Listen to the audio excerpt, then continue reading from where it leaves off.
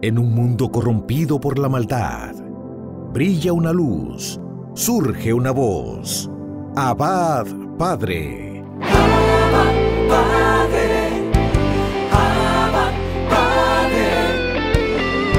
Queremos escuchar tu voz. Abba, Padre. Abba, Padre. Vente tu Espíritu, Señor. Abba, Padre.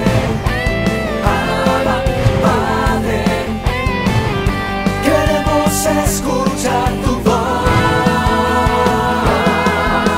Y ya con ustedes, sus anfitriones.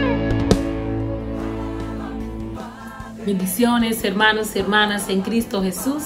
Sean todos y todas bienvenidos a su programa Abba Padre Internacional. Qué alegría formar parte de esta gran familia donde queremos escuchar la voz del Padre que se nos manifiesta por la gracia del Santo Espíritu de Dios. Hoy tenemos un programa muy especial para cada uno de ustedes.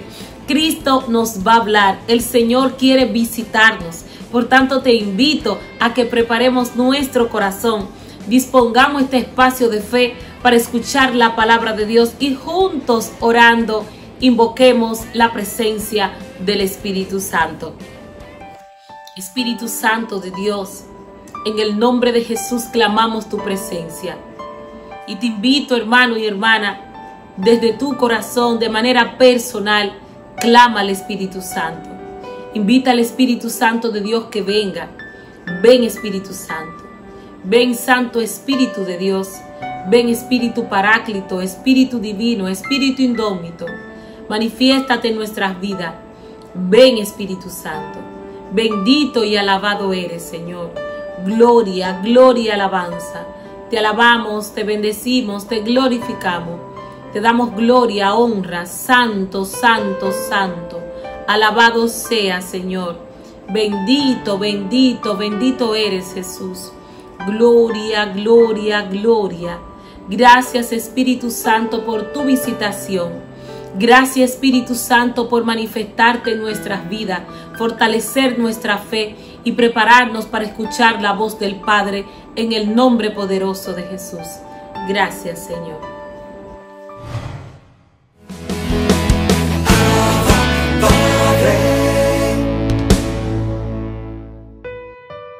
Mis hermanos, hoy reflexionamos con la lectura del Santo Evangelio según San Mateo en su capítulo 13, en los versos del 54 al 58. En aquel tiempo, Jesús fue a su ciudad y se puso a enseñar en su sinagoga. La gente decía admirada: ¿de dónde saca esa sabiduría y esos milagros? ¿No es el hijo del carpintero? ¿No es su madre María y sus hermanos Santiago, José, Simón y Judas? ¿No viven aquí todas sus hermanas? Entonces, ¿de dónde saca todo eso? Y se escandalizaban a causa de él. Jesús les dijo: solo en su tierra y en su casa desprecian a un profeta. Y no hizo allí muchos milagros por su falta de fe. Hermanos y hermanas, esto es palabra del Señor. Qué maravilloso es el Señor, que nos permite escuchar el mensaje que centraliza el evangelista San Mateo en esta perícopa. De una manera especial, Jesús regresa a Nazaret. Y Nazaret era un pueblo sencillo, humilde, de pastores, carpinteros, de personas que no tenían una titulación de ser reconocidas. Y es por estos orígenes de los que residían en Nazaret que sale esta pregunta de aquellos que escuchaban a Jesús y que se creían sabios e entendidos. ¿De dónde saca esa sabiduría y esos milagros? Porque aquellos que cuestionaban la autoridad que le fue dada a Jesús como hijo de Dios, era porque desconocían la divinidad de Jesús.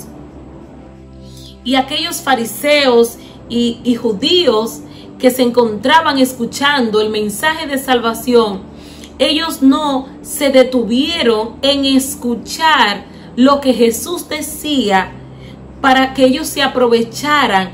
Ellos desconocían el propósito por el cual Jesús vino a la tierra, se encarnó en el vientre de la Santísima Virgen María y el Verbo se hizo carne. Estos que estaban en estos cuestionamientos humanos no podían entender esta divinidad, este plan de salvación de Dios en la persona de Cristo. Ellos estaban buscando lo que hoy llamaríamos, buscando pretexto, buscando un montón de cosas para empezar a cuestionar qué son las debilidades de los hombres, críticas, prejuicios. Sin embargo, descuidan el mensaje de salvación, porque cuando Jesús regresa a Nazaret, era para que Jesús, después de haberse glorificado en las bodas de Canaán, Jesús vuelve a Nazaret. Y es aquí como vemos el contexto diferente. San Juan lo sitúa desde una manera, sin embargo en esta perícopa San Mateo nos presenta que Jesús visita Nazaret. Y ellos cuestionando que como un simple hijo de un carpintero, hijo de María, o sea, y María su madre, puede hacer tales cosas, porque ellos no se le había revelado de que Jesús era mucho más que el hijo de un carpintero y el hijo de la Virgen María. De hecho, el evangelista la describe, no es su madre María, pero nosotros, que por la gracia del Espíritu Santo se nos ha revelado que Jesús es el Señor, hemos recibido el señorío de Cristo en nuestro corazón y por la gracia del Espíritu Santo una nueva vida junto con Él. Nosotros estamos convencidos por el poder de la palabra, en el nombre de Jesús, que Cristo Jesús es el Señor, que Jesús es nuestro Salvador, que es cierto que nació en un pueblo pequeño, una comunidad humilde de Nazaret, en la ciudad del rey David, porque así estaba escrito desde la antigüedad y los profetas así se referían cuando hablaban de él en el Antiguo Testamento. Hoy debemos de enfocarnos mucho más que de dónde viene Jesús, en lo que es Jesús, en cuya esencia, que Cristo es la segunda persona de la Santísima Trinidad, que Él tomó nuestra condición humana y que por su amor tan grande en obediencia al Padre, Él se hizo semejante a nosotros, menos en el pecado. Y cito el libro, en la carta a los Hebreos, en el capítulo 11, versículo 6, nos dice el apóstol que es imposible sin fe agradar a Dios. Y le faltaba fe a estos hermanos, a estos judíos, a estos escribas y maestros de la ley cuando cuestionaban la autoridad de Jesús. Necesitamos que nuestra fe en el Espíritu Santo de Dios sea renovada. Hermanos y hermanas, es necesario que para que Dios obre milagros portentosos, maravillosos en nuestras vidas, tenemos que tener una fe viva, una fe que se alimente de la oración, del estudio constante de la palabra, y que no importa de quién nos llegue el mensaje en el nombre de Jesús, sino más bien prestar nuestros oídos, abrir nuestro corazón y escuchar lo que Dios quiera decirnos a través de los diferentes hermanos que se dejan usar como instrumento de salvación. Hoy de una manera especial el Señor nos vuelve a enseñar a través de la palabra que para que Él venga a hacer milagros y manifestarse en nuestras vidas es necesario que tú y yo tengamos fe. Bendiciones.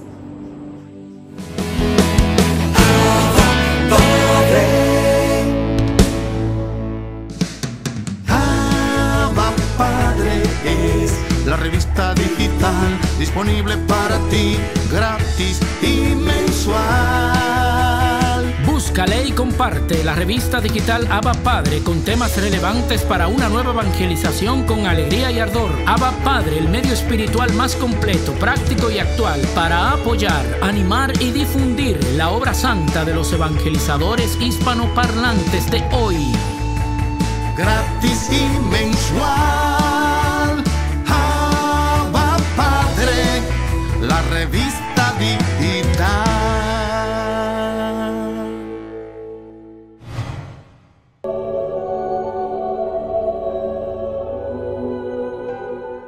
Santa Elena, reina del año 330. Elena significa antorcha resplandeciente. Esta gran santa se ha hecho famosa por haber sido la madre del emperador que les concedió la libertad a los cristianos después de 3 siglos de persecución y por haber logrado encontrar la Santa Cruz de Cristo en Jerusalén. Nació ella en el año 270 en Bitinia, hacia el sur de Rusia, junto al Mar Negro. Era hija de un hotelero y especialmente hermosa. Y sucedió que llegó por esas tierras un general muy famoso del ejército romano llamado Constancio Cloro y se enamoró de Elena. Se casó con ella y de su matrimonio nació un niño llamado Constantino, que se iba a ser célebre en la historia por ser el que concedió la libertad a los cristianos. Cuando ya llevaban un buen tiempo de matrimonio, sucedió que el emperador de Roma, Maximiano, ofreció a Constancio Cloro nombrarlo su más cercano colaborador, pero con la condición de que repudiara a su esposa Elena y se casara con la hija de Maximiano. Constancio, con tal de obtener tan alto puesto, repudió a Elena, y así tuvo que estar durante 14 años abandonada y echada a un lado. Pero esto mismo la llevó a practicar una vida en santidad. Pero al morir Constancio Cloro, fue proclamado emperador por el ejército el hijo de Elena, Constantino, y después de una fulgurante victoria obtenida contra los enemigos en el puente Milvio en Roma, ante la cual se encuentra Constantino, vio que en sueños que Cristo le mostraba una cruz y le decía: «Con este signo vencerás». El nuevo emperador decretó que la religión católica tendría en adelante la plena libertad en el año 313 y con este decreto terminaron 3 siglos de crueles y sangrientas persecuciones que los emperadores romanos habían hecho contra la Iglesia de Cristo. Constantino amaba inmensamente a su madre Elena y la nombró Augusta o emperatriz y mandó hacer monedas con la figura de ella y le dio plenos poderes para que empleara el dinero del gobierno en obras buenas que ella quisiera. Elena, que se había convertido al cristianismo, se fue a Jerusalén y allá, con los obreros que su hijo, el emperador, le proporcionó, se dedicó a excavar en el sitio donde había estado el monte Calvario y allá encontró la cruz en la cual habían crucificado a Jesucristo. Por eso la pintan con una cruz en la mano. Para saber si era la verdadera cruz, tocó con ella una mujer que padecía una gravísima enfermedad y la enferma se curó instantáneamente.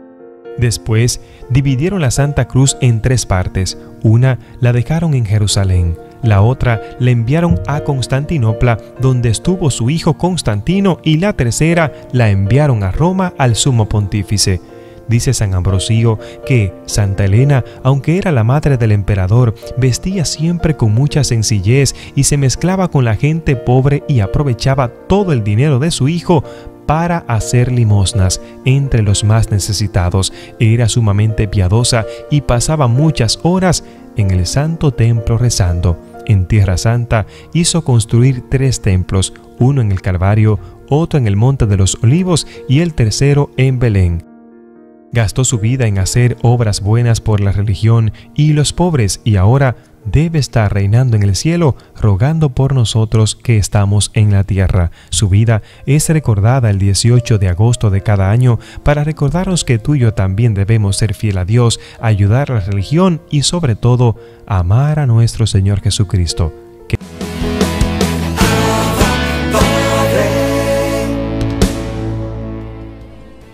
Bienvenidos a esta nueva edición de Cerrando las Puertas al Enemigo, segmento que se emite dentro del programa Abba Padre.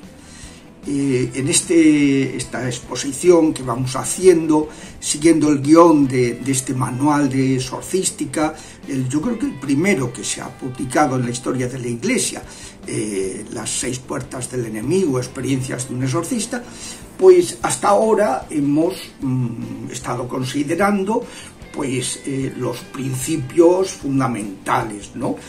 ¿Cuáles son las acciones extraordinarias de los demonios sobre los seres humanos? Está la acción ordinaria, que va contra nuestro espíritu, el pecado, ¿no?, que es lo que más les interesa, pero luego también les interesa fastidiarnos, y por eso, pues además de esas consecuencias naturales del pecado original, la enfermedad, la muerte, las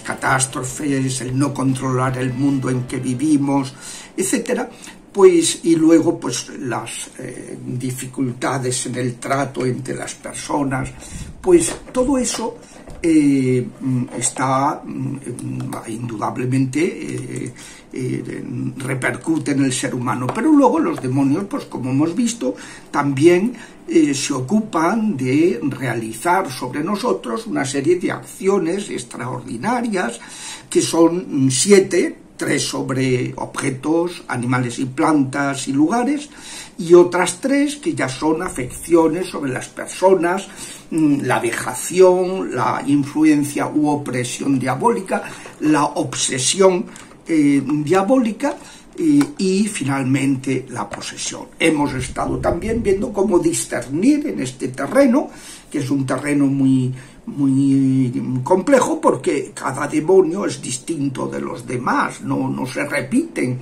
y entonces pues cómo distinguir entre lo que es un curandero de una persona que hace un milagro, lo que es una pitonisa o un pitoniso, un adivino, ¿no?, de lo que es una persona que tiene palabra de conocimiento, don de profecía, lo que es un alma del purgatorio que está todavía aferrada al mundo de los vivos y que el ritual de exorcismos de 1614 llama fantasmas, ¿no?, de almas errantes, de los demonios o almas condenadas que a veces son invocadas por los brujos para dañar a las personas. Hay que discernir. En lo que llamaba San Ignacio de Loyola el discernimiento de espíritus. Hay que discernir, es fundamental. Pero luego también hemos estado viendo en esa segunda parte de este manual de exorcística, que es cómo combatirlos, cómo ellos utilizan 6 puertas para atacarnos y cómo cerrar esas 6 puertas: el pecado, el contacto con el ocultismo, el resentimiento, rencor, el odio a las personas, y que son puertas de las que tenemos responsabilidad, y luego maleficios recibidos, heredados, herencias intergeneracionales y heridas afectivas, tanto especialmente durante la gestación en el seno materno como desde entonces, particularmente las que hayamos tenido en nuestra más tierna edad, que son heridas que quedan más grabadas en la persona.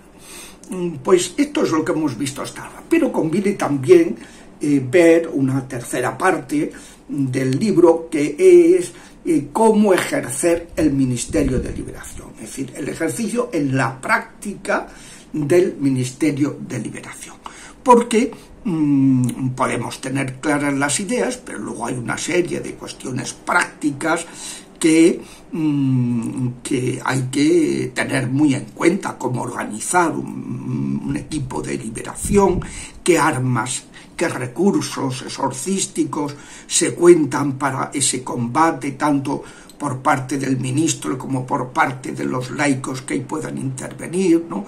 Qué oraciones de liberación conviene emplear para ir cerrando las puertas a los diablos, ¿no?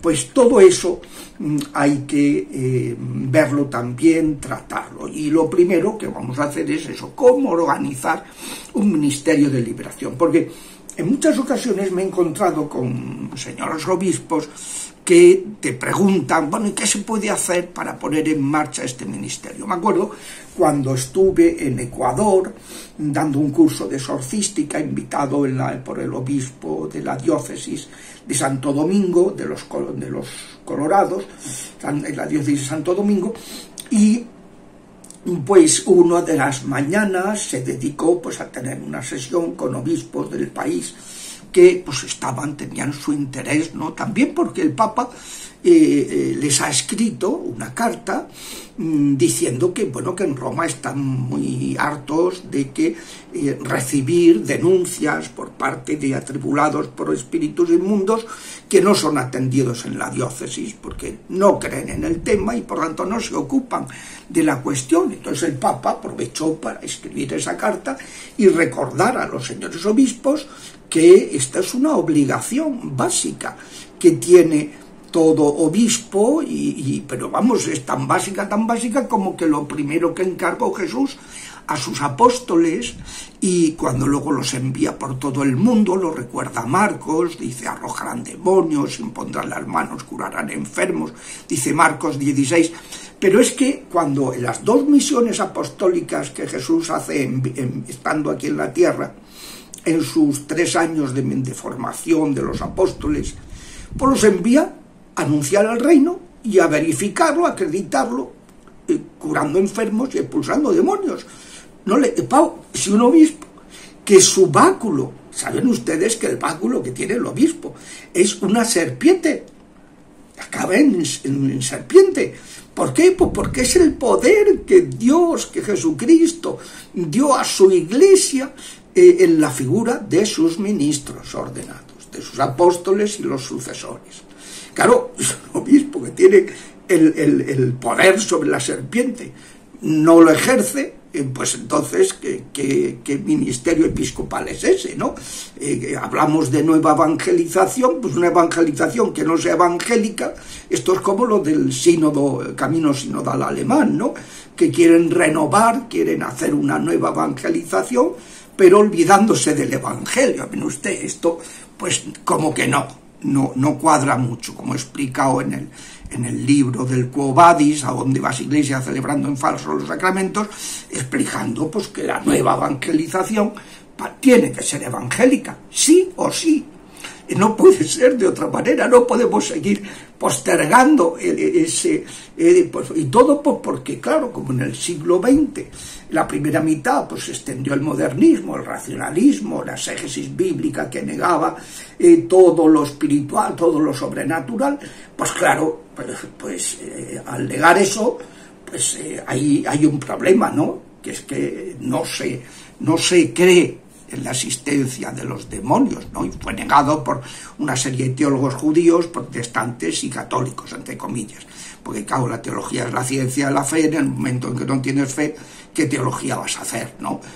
Ahí pues yo me acuerdo cuando estaba ayudando a un sacerdote africano a poner en un castellano que se entendiera su tesina, y cada cita que aparecía Bullmann, pues le preguntaba, ¿pero esto lo acredita Bullmann de alguna manera? Y decía, no, eso lo postula simplemente y la gente se lo traga. ¿Pero esto qué es? ¡Qué rigor!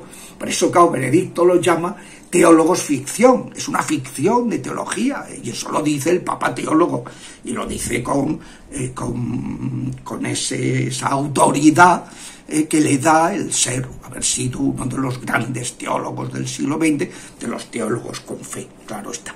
Bueno, pues eso es lo que digo que hace falta pues tener presente, ¿no? Porque hay que recuperar esta pastoral que, como vimos al principio de este curso de Cerrando las Puertas al Enemigo, pues ha sido muy abandonada por estas causas, esta teología racionalista, teología entre comillas, claro está, y entonces pues hay que saber organizar y saber que las cosas no se improvisan. Un obispo no puede pensar que con llamar a un sacerdote, escoger un sacerdote que le parezca que tiene esas condiciones de madurez, de equilibrio, de piedad, de vida virtuosa, de formación adecuada, profunda, pues que con eso, y darle el ritual, ya que con eso pues va a poder, no.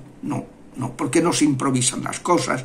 Porque hace falta un equipo, porque hace falta integrar este ministerio en la pastoral ordinaria de la diócesis, y eso supone pues muchas cosas en la formación de los seminaristas, en muchos aspectos que vamos a ver ahora, y que no se puede organizar un ministerio exorcístico en el vacío, de forma marginal a la vida de la diócesis, porque no cabe. El responsable diocesano de la exorcística es el obispo, y a mí me da mucha alegría cuando veo obispos que ellos ejercen este ministerio, ¿no?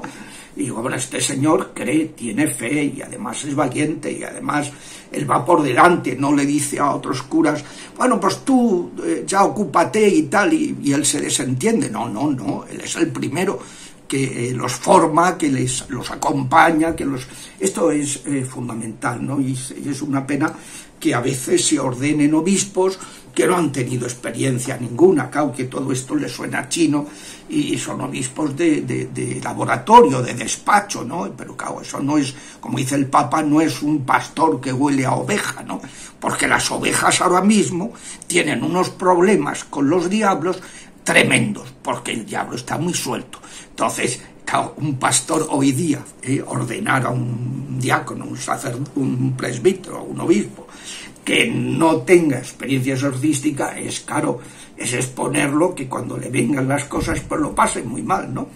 Pero ya seguiremos, si Dios quiere, la próxima semana.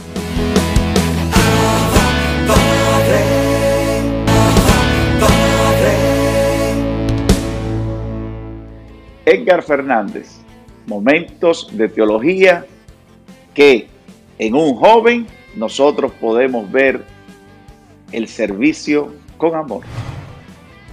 Bienvenidos una vez más a Momentos de Teología.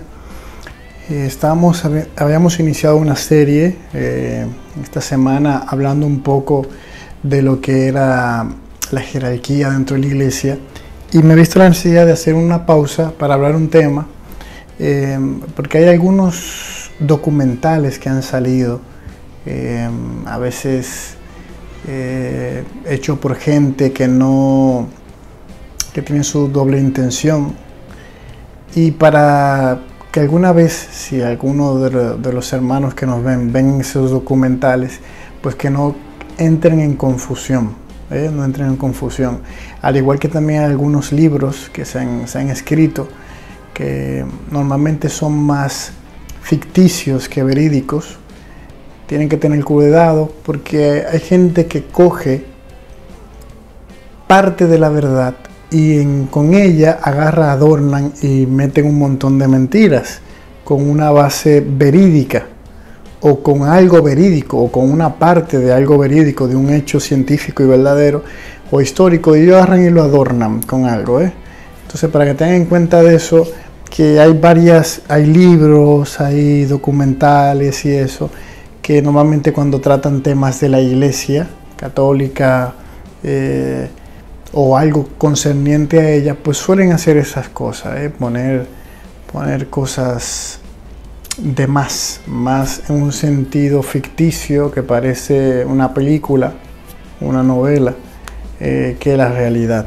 Entonces, me voy a especificar, lo que quiero tratar hoy es el tema de las Sagradas Escrituras, sobre todo el canon de las Escrituras. Miren, yo creo que lo toqué en un tema ya pasado.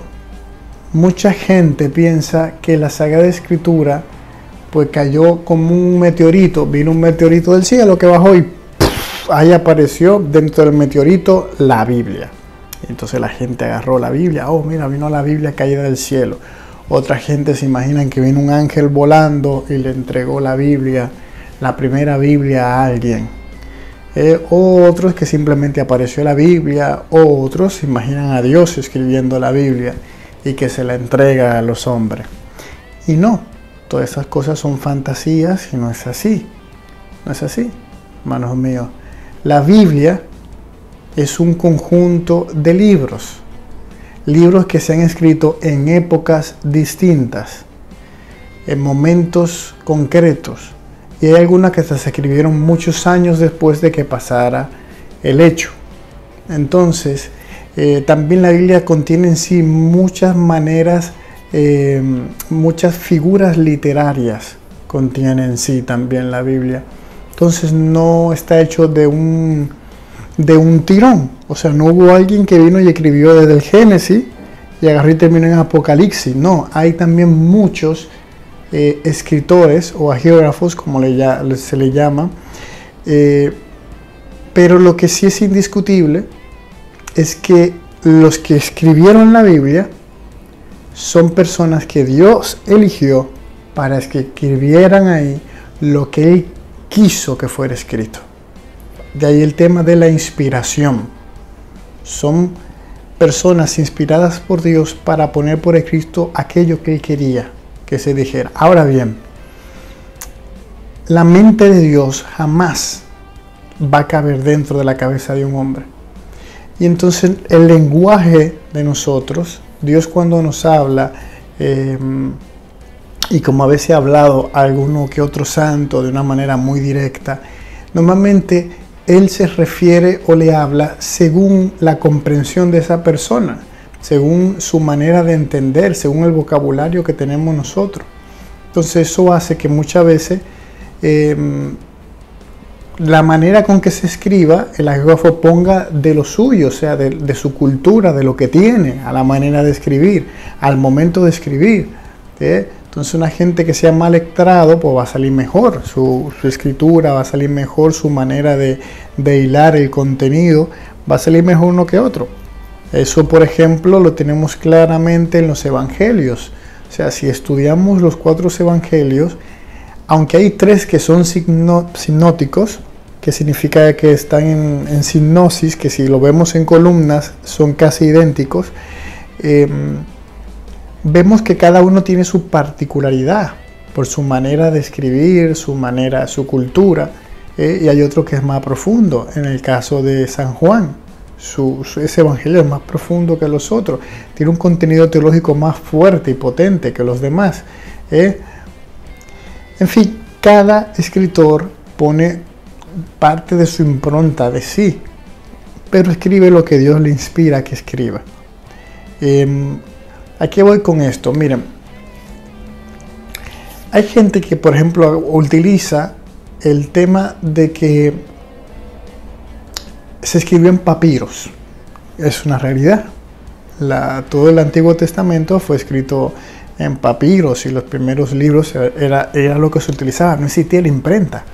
La gente cogía papiros, ya sea de piel de animal, que era una de las maneras, ya sea de planta, que se hacía, y ahí escribían, y eso eran unos rollos donde se escribían y guardaban.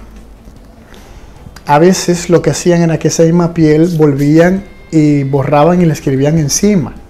También hay escritos que tienen capas, o sea, debajo hay otra escritura, porque se utilizaba, no era todo el mundo que podía adquirir un papiro.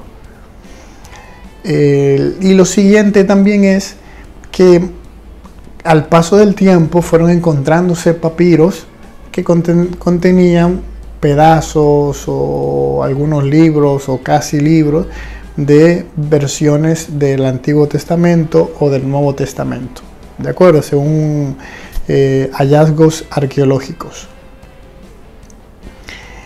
El tema es que mucha gente utiliza esto, o sea, esto que es algo verídico, arqueológico, histórico, científico, para decir, no, la Biblia no sirve o la Biblia es una invención humana, porque fueron hombres que la escribieron. Sí, fueron hombres que la escribieron, pero inspirados por Dios. Ahí que está el tema. El tema de tú agarrar y coger algo verídico, un hecho real, que fueron papiros y todo eso, y que fueron hombres que escribieron. Por eso es la introducción con la que hablé, no vino un ángel y trajo la Biblia, no, fueron muchos libros recopilados. Por eso el Antiguo Testamento son muchos libros recopilados. Para nosotros, por ejemplo, los católicos, son 46 libros del Antiguo Testamento recopilados, y luego el Nuevo Testamento, que son 27 libros, y juntos forman lo que es la Biblia. El Nuevo Testamento y el Antiguo Testamento forman la Biblia. Todos esos libros fueron escritos por seres humanos, por hombres, pero inspirados por Dios. Dios puso en su corazón el deseo de poner por escrito eso. Puso en el corazón de los apóstoles, los evangelistas, escribir. El apóstol Pablo, escribir cartas. Y todo eso, de San Juan, escribir sus cartas, escribir el Apocalipsis, puso en su corazón eso. Y ellos lo pusieron por escrito. Ya sea ellos o sus discípulos pusieron eso por escrito. Ya sea esos profetas o sus discípulos pusieron eso por escrito. Como ustedes saben, por ejemplo, Isaías se ve que fue una composición que tardó años, que posiblemente no fue Isaías que se sentó y redactó Isaías desde el principio hasta el final, porque en la crítica literaria del texto, la crítica textual, se da cuenta que hay diferentes estilos al escribir. Eso, cuando uno estudia Sagrada Escritura, se da cuenta de eso. Hay diferencia de estilo al escribir, hay datos históricos que pasaron años después. Entonces Isaías no pudo haber vivido 600 años, para que tengan un ejemplo. Entonces esto es algo que hay que manejarlo, porque mucha gente puede entrar en duda de fe cuando esta gente consigue eso. Y claro, si tú en tu mente nunca has creído que la Biblia salió de la nada, o sea, pum, apareció, entonces cuando a ti te saltan con una cosa, tú dices, pero es que fue así, fueron hombres que la escribieron, pero inspirados por Dios. Entonces la otra cuestión es, con el tema del canon, es que la iglesia es la que decide qué libros son los inspirados y cuáles no.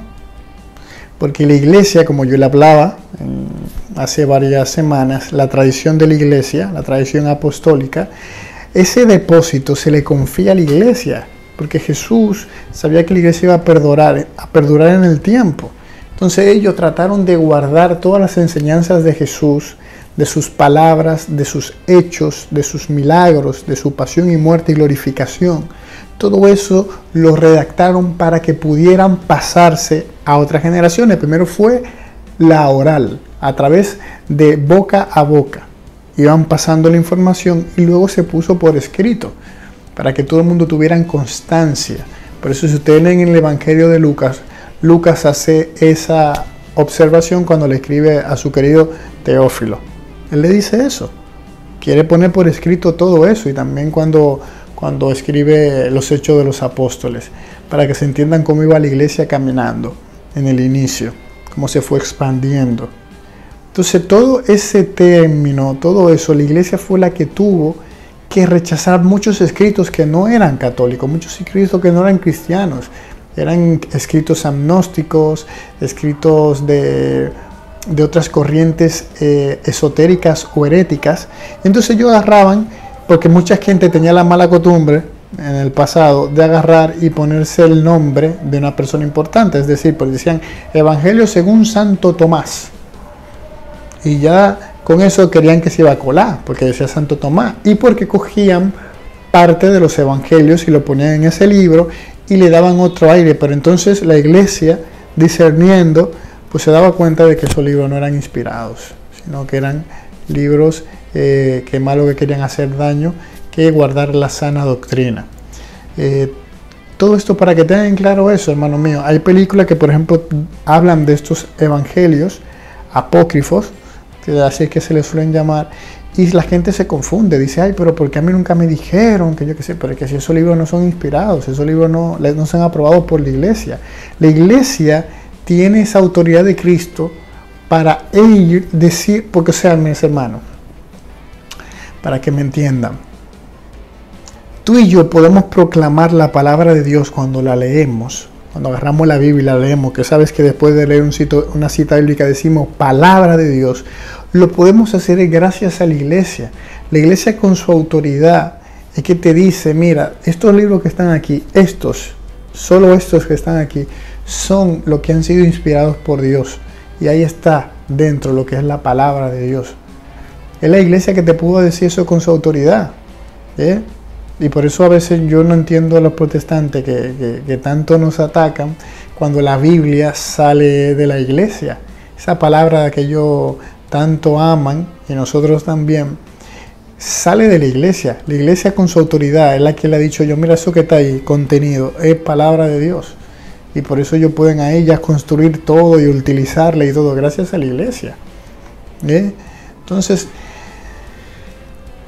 en resumen, hermanos míos, el canon de las Sagradas Escrituras lo escribieron hombres inspirados por Dios para que se pusiera ahí lo que Él quería que fuera escrito, y son un conjunto de libros escritos en distintas épocas y cada uno con una enseñanza distinta, en un lenguaje distinto. Ustedes saben que se escribió la Biblia está escrita en 3 idiomas: hebreo, griego y el arameo, que es una,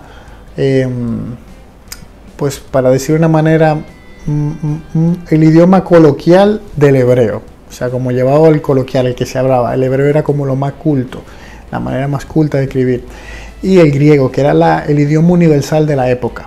Entonces la Biblia también se escribió en griego.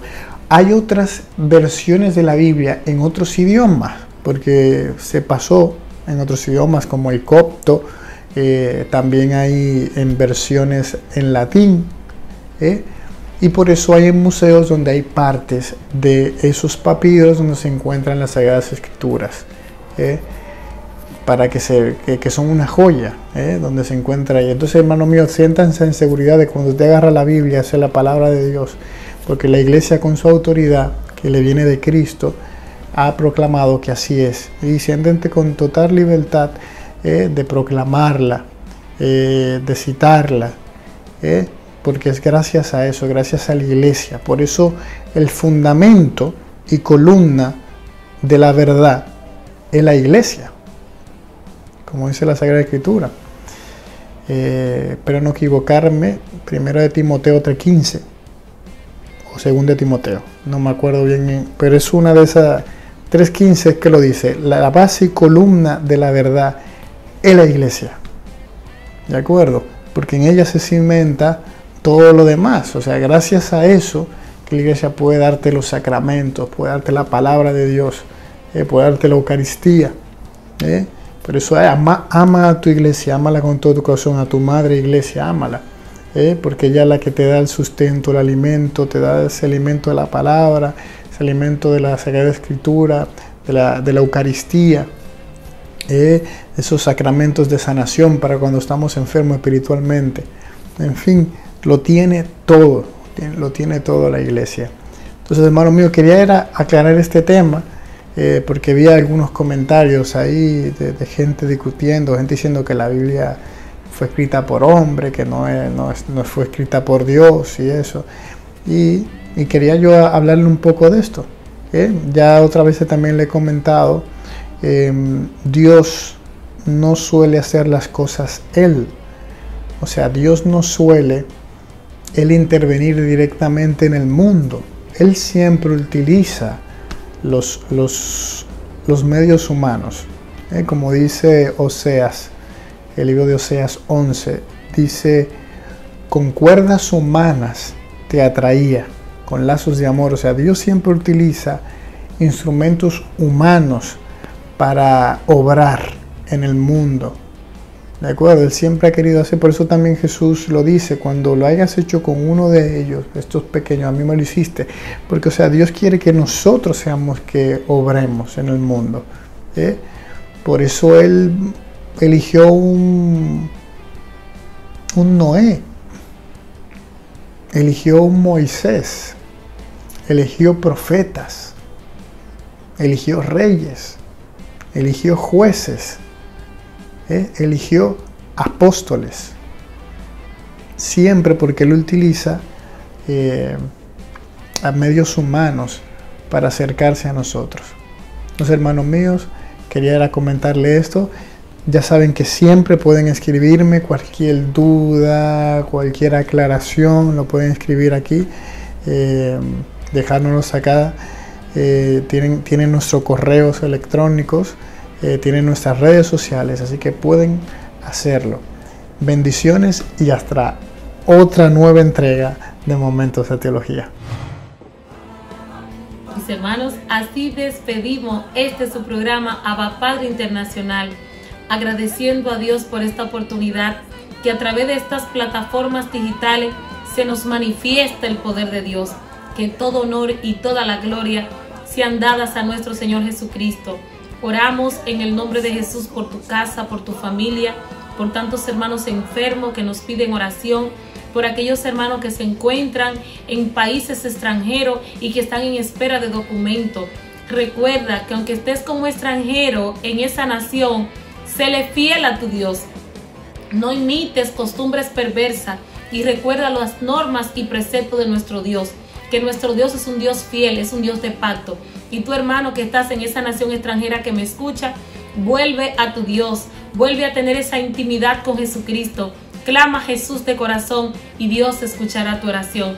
Bendiciones para todos y todas, que esa paz de Cristo Jesús nos bendiga y nos guarde por siempre y para siempre en el nombre de Jesús. Hasta la próxima.